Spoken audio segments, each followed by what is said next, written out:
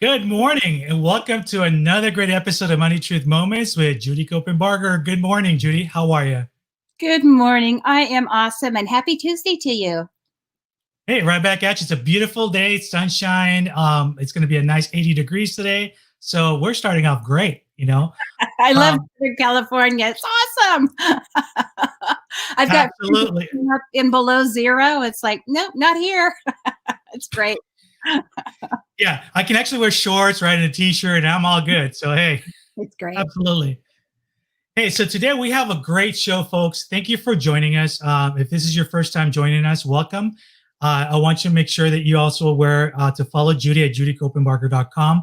That is her website. All of her social media platforms are there. There's a wealth of information and resources, which we'll touch on a little bit later in the show. So you're aware of some of the free stuff that Judy likes to share with her wisdom as well. So, Judy, I know that we have many individuals who have been following us now for several weeks, several months. They know you. They know all about you. Some of our great shows, you've got some great conversations, and you've shared a lot of your great wisdom. But I'd like to take a moment for our new listeners to learn a little bit about you, and you can share a little bit about you and your background so folks are aware of who you are and where you come from. Absolutely. Well, I've been in the financial and legal industry my whole life. I've always been very entrepreneurial.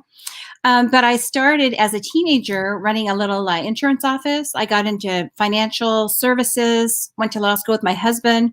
So we studied tax and estate planning there. And so my whole career, my whole business development, and all the businesses that we have is about helping people plan, helping people strategically plan to do really well with their assets and their life and their goals and things like that. So in between all of these businesses and running money for people and taking care of all of their insurance and estate planning and financial planning and investments and things like that, between all the staffs that did that, we had 5 kids. So we kind of squeezed them in. We actually had 2 kids under 2 when we started law school, and we sat in every class together, front row center.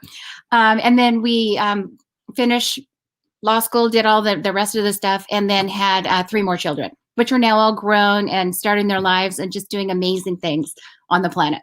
So I would say, if you're talking about background and credentials, you got to put the family in there because they're doing great. So it's always been about serving people. In recent years, I'd say the last 5 years or so, it's not just about running the business and, preparing for our family needs and, making money. It's about what can we do now with what we've been given? How can we serve people beyond that? And it's become for me a legacy piece. And so I've gone from having my client base, working with my clients nose to nose and knee to knee, which I prefer, to making a virtual platform that everyone can use. Whether they're starting out, they're students, they're just newly married, whether they're planning for retirement, maybe they came into money and they don't know what to do with it. Whether they're in this place where they're, 50, 60, 70, and they still have never really felt like they mastered money, but money kind of owns them. And there's a lot of stress around it, shame around it. They just don't have the technology to manage it. And so I have an online program that we'll probably be talking about in a little bit, an online mastery program that helps people learn about every area of finance and then apply what they've learned to their life so they're navigating really well. So that's kind of been my journey. And I feel like I got a lot of years left to keep doing that and just having a bigger impact, leaving a bigger life print on this planet when I'm gone. Excellent. And I appreciate you sharing that because I know that the questions come up as we get new listeners. It's okay, who is Judy Copenbarger, right? So I'm glad that we kind of refreshed the minds of even our current viewers as to where you come from and what amazing work you've been doing. So I know today's topic, we're going to be talking about big money from unexpected life events, and it's a big topic. So I want to make sure we jump right into some of the questions. But let's begin by defining what an unexpected life event is. What does that look like? Well, we have a lot of things. Talk about this year. There's a lot of things we didn't see coming going into 2020. Just when something happens you didn't expect, and then there's a money thing. So sometimes the money goes away. We didn't see that health event coming. We didn't see that epidemic coming. We didn't see that pandemic coming. We didn't see that loss of a job sector coming. We didn't see that move coming, or, triplets showed up, things like that happen. Right. But then it also happens the other way, where all of a sudden there's been a life change or a surprise, and now this money is here. So sometimes it's coming into money. Maybe you had grandparents that did really well, or some, you talk about the long lost uncle. I've met a lot of those families of the long lost uncles, and I'm hoping that I have one one day, and that he'll die and nobody knew who he was, and all this money shows up. It happens. I mean, it's the craziest thing. But there are some families who generations ago have done really well, and then all of a sudden the big money shows up. And the question is, are we ready? Well, of course I'm ready. Millions, we're not always ready. And if you think about people that suddenly won the lottery or suddenly had a settlement, sometimes there's a lot of shame and guilt around the money. Sometimes it's not happy money. It's very upset money. And I was thinking about someone the other day that I need to touch base with again, the family that remains. Years ago, it's probably been 20 years ago, I was doing some estate planning with my husband with a client, and his brother was in the back room, and he was dying of mesothelioma, which was before we really knew what it was, before it was heavily litigated. It was just, he was the docker worker, the typical person that now everybody's in court. And he had come into a lot of money, but it was not happy money for him. He's like, I don't want this. I can't use it. I feel terrible. And he did die a short time later. But I've got these two kids. At the time, they were late 20s, early 30s, right? Straddling 30 there. And they both had never seen more than 3 nickels together all at once, and were not making good choices in their life. And he's like, they're going to get this millions. That's not a good thing. What do I do? So we were able to put together a plan that helped them navigate their life, not quit living, not quit trying, striving, and growing, but it was enough to keep a roof over their head and give them comfort until they got to their later years. And now they have done that, and they're able to really enjoy the fruits of all of that. And it's grown substantially. So when big money shows up, sometimes there's planning to do. There's a check on values that needs to happen. You got these fortunes where grandma and grandpa, made all this money, Coca-Cola, or they did, whatever, some built rockets or something. And then grandpa passes away usually before grandma. And then when she dies, all the grandkids get money, and the great grandkids get money at age 25 or 30. All of a sudden they're millionaires or beyond millionaires, multimillionaires. Well, are they ready? Is that really a good thing? Probably made grandma and grandpa feel good that they could do that. But boy, there's a lot to navigate with that. So those are the unexpected life events that can happen. There's always these lawsuits that just kind of show up if you are in the right place at the right time, or maybe you manipulate a system and all of a sudden the money shows up. But I'll tell you, with my experience of working with a lot of people that have had a lot of money, some come and go, some just keep growing, and a lot of it is how prepared you are for it. A lot of people say, I was better without it. Mm-hmm. The very successful people that have the ability to sustain wealth, and for generations, like generational wealth, they've got more going on than collecting money. They've got their values in place. They've got more than the money in place, which a little bit later we're going to talk about that quality of life. It's not just the money as a tool. It's what you do with it.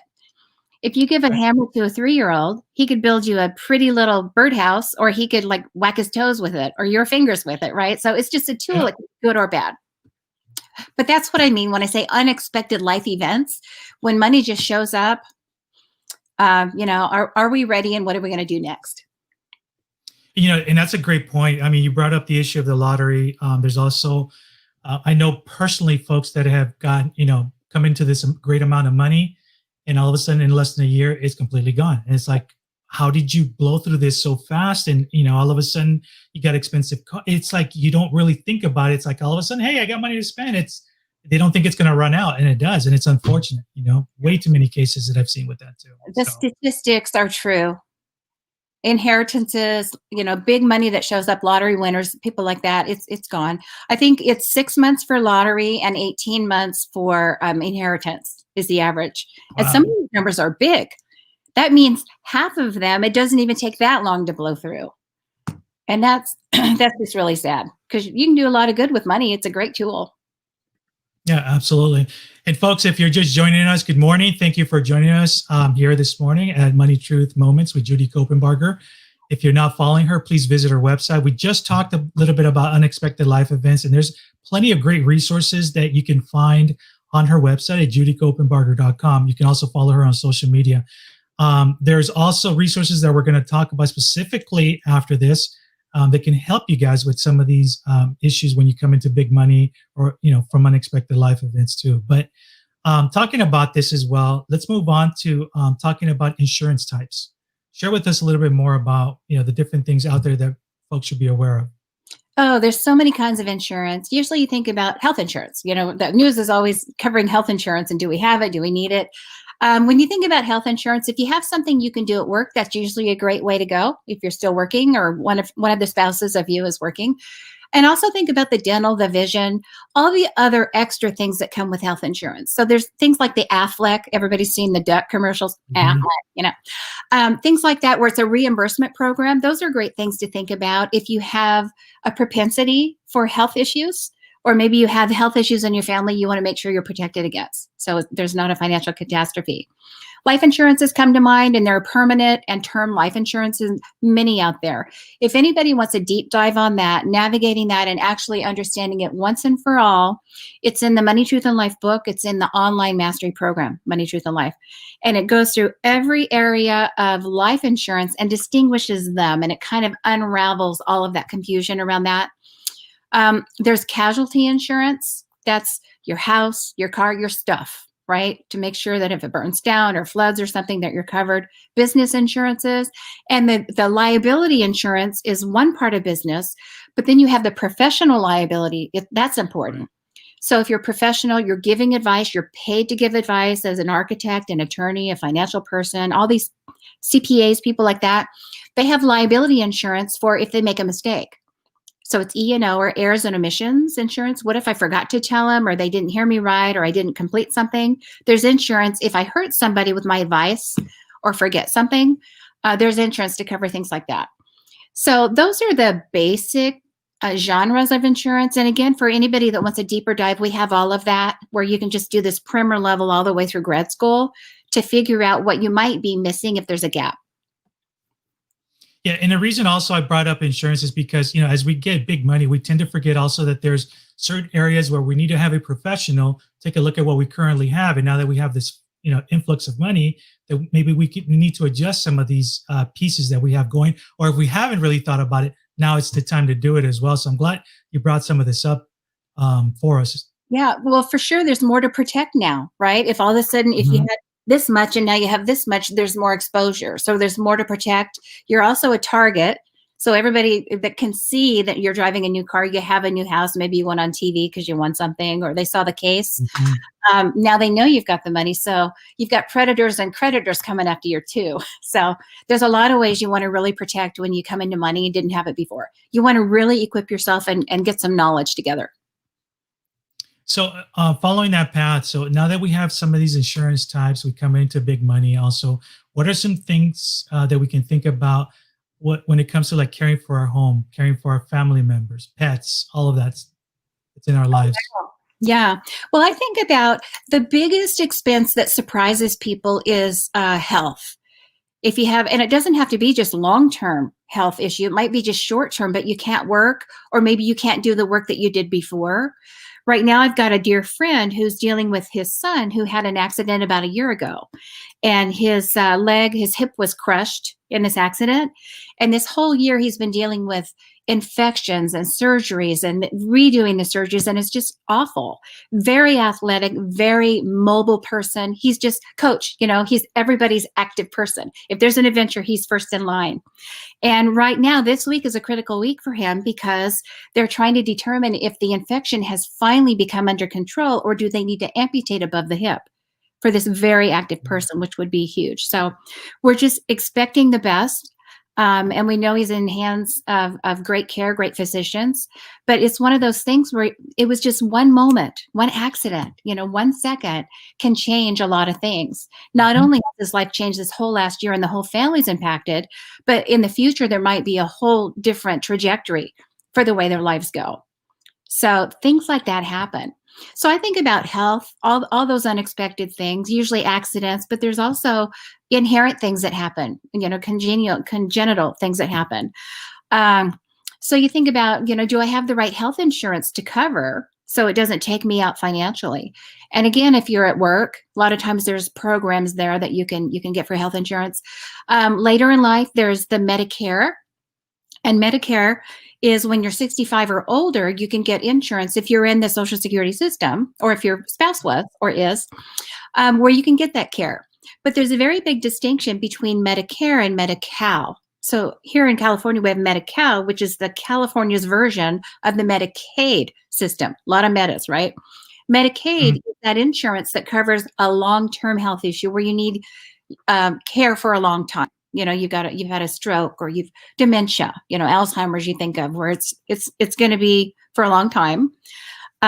Things like that. That's Medicaid that covers that over 100 or so days in the hospital. Medicare covers the short-term hospital stays, doctors and meds and things like that. So those are things that you can do when you're thinking about health insurance. For long-term, there's long-term care insurance, which I usually don't recommend because it's so costly. And usually people pay these terrible premiums. If you need it, you do it, right? But they pay these terrible premiums. And when they're actually at the age where they can use it, where they actually need it, heaven forbid, now the premium has become so unaffordable, they've dropped it. And that I see over and over, and it's just too bad. But there are life insurance products that have living needs in them, where you can get your long-term care kind of covered in that without having to pay, for it. There's asset protection trusts that you can create. So you can make sure that the assets that you have accumulated, the wealth that you've accumulated, is not used to go to long-term care. It's actually saved for the surviving spouse or for your family. And there's ways to do that we can do with legal documents. You mentioned pets. That just brings to mind all these crazy, wonderful trusts that we've done over the years for snakes. There's a lot of them. What? Tortoises, snakes. People want their snakes cared for. Of course, dogs, cats, and regular, domestic pets. But Right. The biggest areas are for tortoises and parrots. People that have these exotic parrots, they live a long time, right? They can live 50, 60, 80 years. And it's like, well, if I'm 40, I better figure out what's going to happen to my birds. And tortoises, same thing. People want to make sure, because they might live, till their grandkids are old. And they put these trusts together to make sure that their animals, their family members, are taken care of. So you want to think about maybe health insurance for your pets. If you have several, or you have special animals that have high dollar value, you want to make sure that they're cared for. Any final expenses for pets, there are insurances that do all of those things. When it comes to family members, you got to think about, if you have adult kids, are they protected? Are they prepared? If you've got parents or grandparents on the other end of your life, have they even thought about, are they ready? Are they ready for what might come with healthcare needs? Financially ready, emotionally ready? Have you had the family meeting to talk about if grandma's going to go in a nursing facility? Because my mom has always said, I would love that. I mean, she goes anyway on Sunday. She does church and plays the piano and loves all those people. And I was like, no, you're staying home with us. And some people are like, heck no, I'm staying at home. Bring the caregiver in. I want the kids here with me. I don't want to go to one of those places. Some of them are really nice. So insurance is for that. Just having communication in your family about what the future might look like. If those contingencies occur, have we talked about how we want to handle it so there's not conflict in the family? And if it's going to take money, where's the money going to come from? And then the last thing, we're talking about insurances, is if you're a traveler, travel insurance is huge. I've seen good, bad, and ugly on that. But having travel insurance, especially if you work abroad with business, or if you just like to travel and do adventures around the world, think about something like a MetaJet or something like that, travel insurance. I always think when I think of travel insurance, do you remember the kiosks that used to be in the airports? I don't know if they're still there or not, but I want to say it was it Mutual of Omaha or some insurance company. I can't remember which one. It was always there just before you took off. Just in case you take your paper with you. That's the thing. You're taking your paper with you. Right. Think about it. If the plane goes down, I'm just thinking, who buys those? Travel insurance for, if you have a health thing abroad or you need transportation. But, I'm betting against my trip. If you buy one of those. Right. Exactly. Today. That's kind of sad and kind of funny at the same time. How lucky do you feel? Exactly. Right. No, I don't. It's a gamble I don't want to take. Thank you. I don't want to get on the plane with that guy. What does he know? Right. Oh, yeah.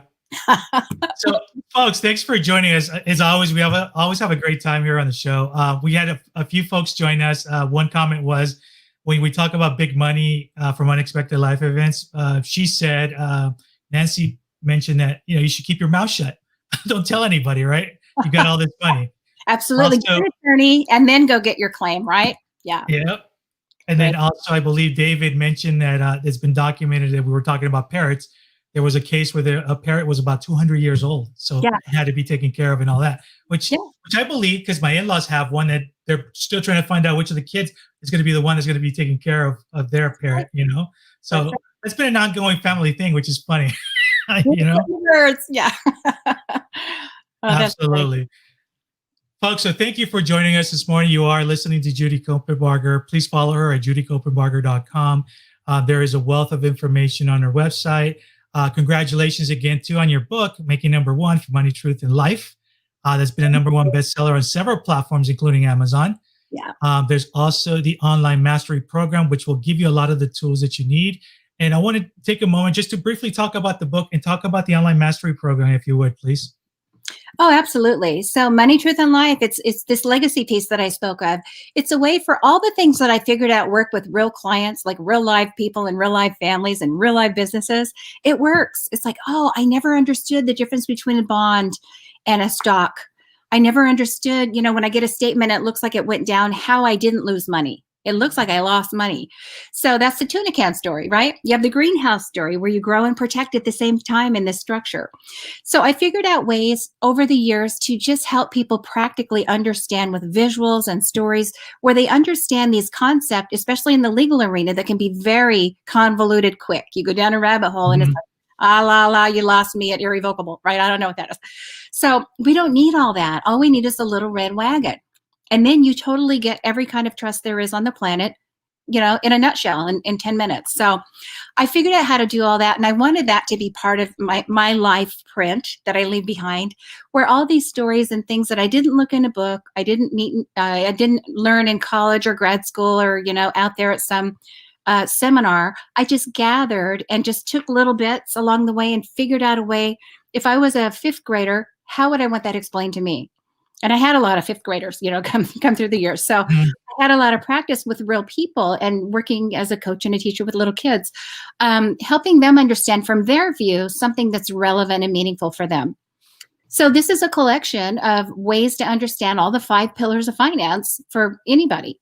So it goes through the protective things, the legal entities and the legal trusts and powers of attorney and all of the wills and how that works and when the court's involved, when it's not, what it might cost for you.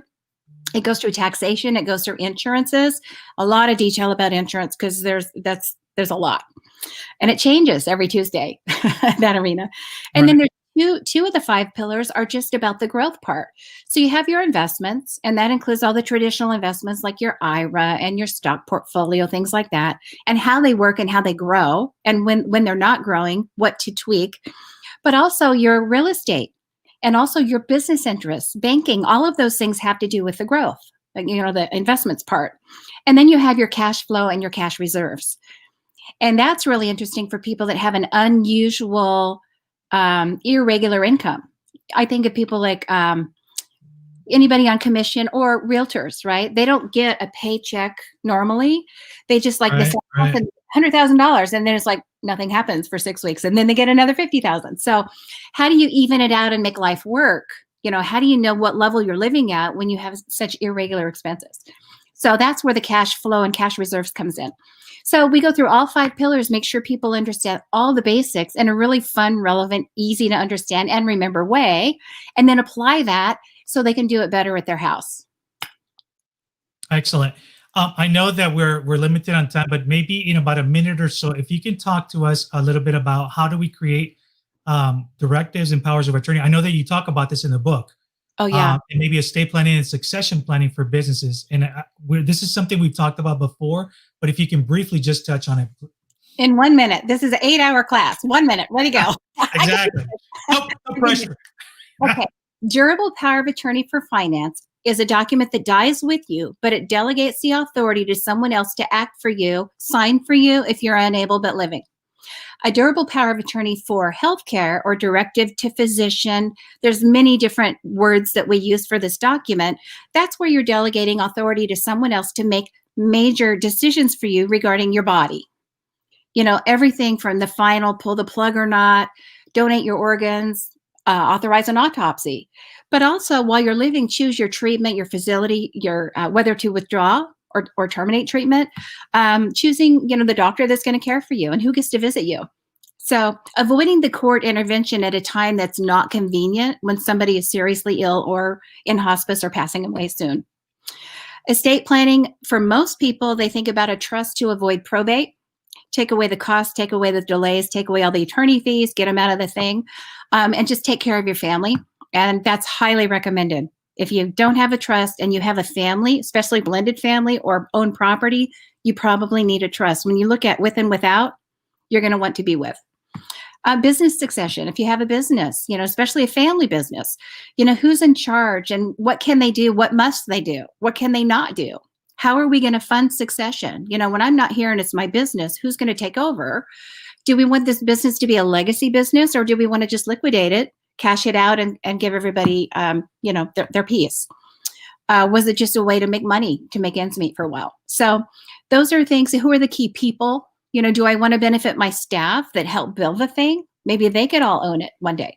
So those are things to think about when you're thinking about your durable power of attorney and ultimately your estate plan. And I think I went over 1 minute, but that was pretty darn fast. I was going to say 8 hours condensed in under 2 minutes. That was awesome. So thank you for doing that. All right. I wanted to make sure that we got that also because it's time for our favorite part of the show.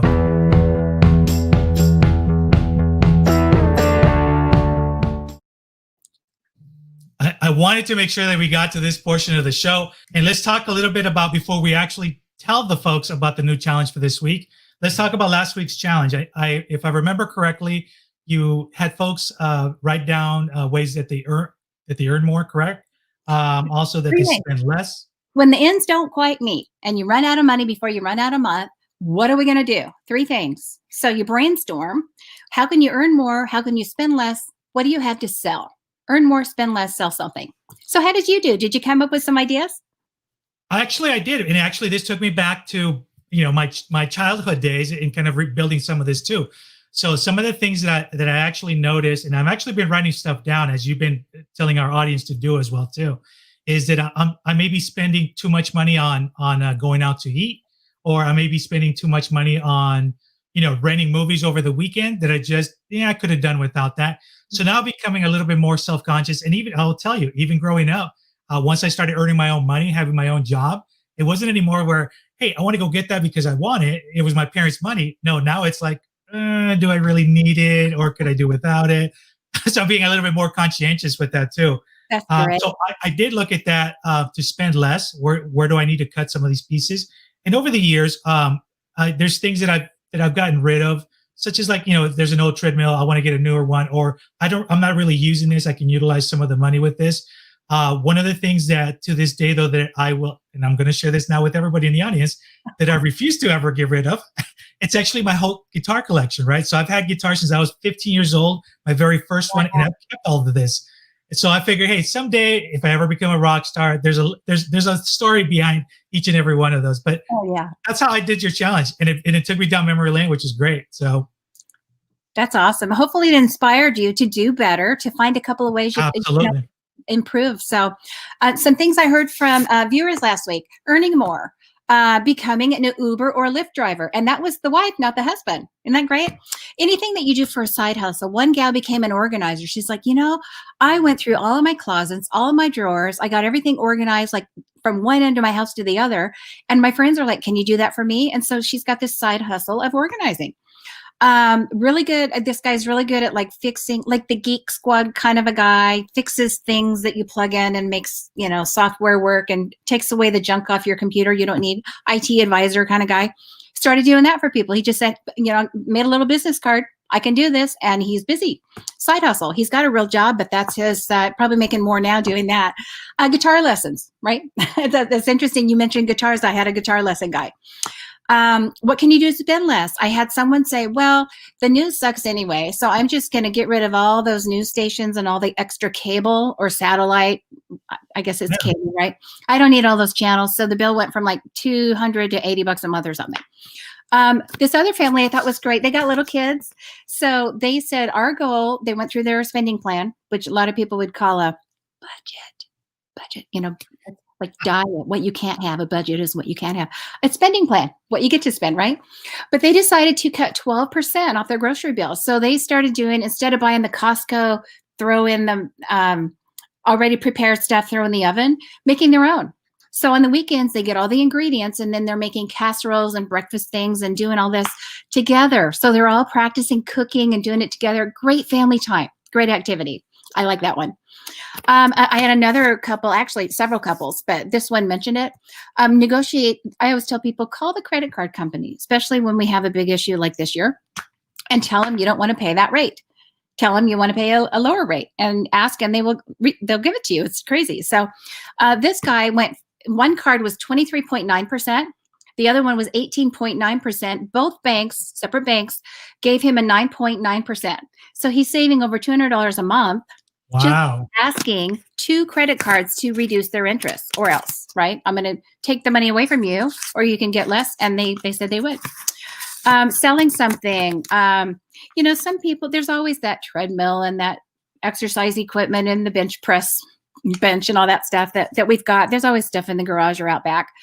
But sometimes it might be something like a second car. Do we really need a second car this year? We're working at home. Things have changed. The insurance, the maintenance, the gas, all of that, the payment. If we got rid of that, could that really make a difference? It could be when you go through your storage, your closet, your attic, wherever, your basement, if you have a basement. There might be art there, a really pretty mirror that you had a couple of houses ago. It doesn't really go anymore.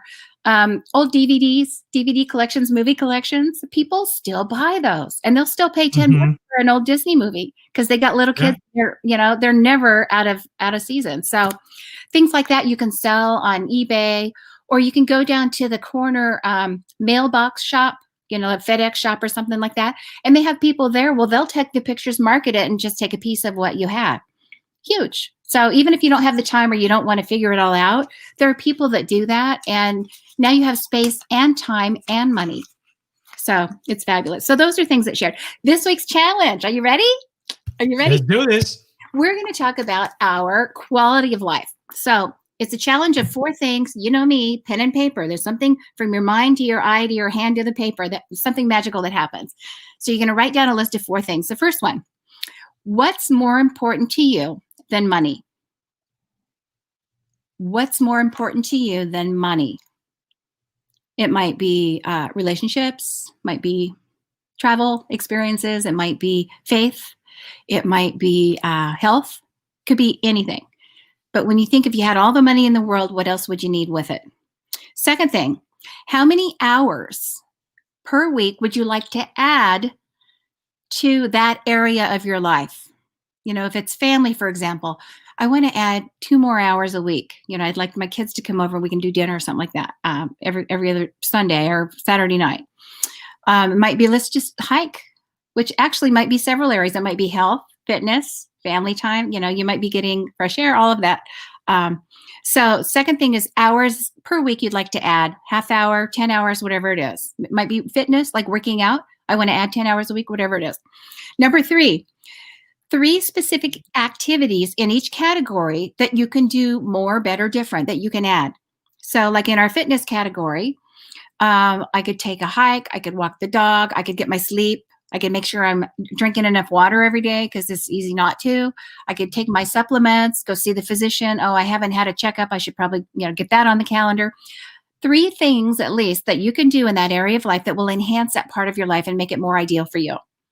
And number 4 is write down the results of having achieved those goals. So if it's, for example, I'm out hiking, I'm doing this fitness, I'm getting my miles in, getting my steps in, steps turn into miles. The result is I feel better. I feel, I get a tan on my face. I have family time. I feel more peace because I'm, out of the busyness. I'm away from the computer, away from the TV, whatever. So there you have it. The first, what's more important than money? How many hours a week you want to add? 3 specific activities that will enhance that part of your life, and then the result of having achieved those things. There you go. There's your challenge for the week. All right, awesome. All right, folks, you've heard it. Here's a challenge. Make sure that you put your comments, share with us what you're going through, so we can actually share this also with our audience as well too. I know we've ran over a little bit over our show, but this has been a great show, a great topic, a lot of great information, folks. If you're just tuning us, make sure you watch the replay, share it out with your friends. And like I said before, please follow Judy Copenbarger at judycopenbarger.com. There's a wealth of information and resources available on her website. You can also follow her on social media with a lot of great wisdom and content.